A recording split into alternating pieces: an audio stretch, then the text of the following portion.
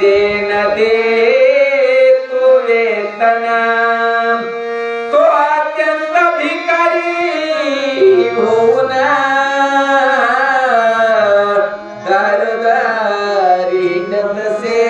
आणि आपल्या सेवकाची आपल्या रोजगारी कामाला लावला आणि त्याचे जर पैसे वेळेवर त्याची जरा परत नाही दिले तर पुढच्या जन्मामध्ये तो असणारा भिकारी होऊन दारोदार भीक मागत फिरे।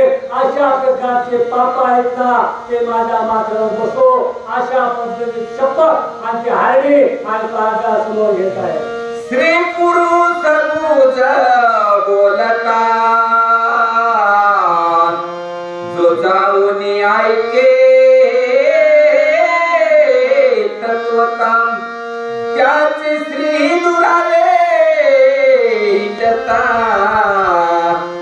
आनंद मिळत याते।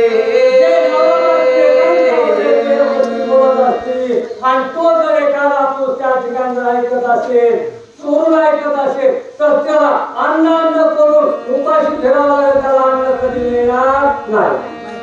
जो जालन मारहाण करीते ते भूत प्रेत पिशाच होती यती उपवास पीडिती त्याते दुष्काळ जन्मवले। लोकांना त्रास देतात ना ते असणारे अशा प्रकारचे लोक भूत पिशाचाच्या जन्माला येतील।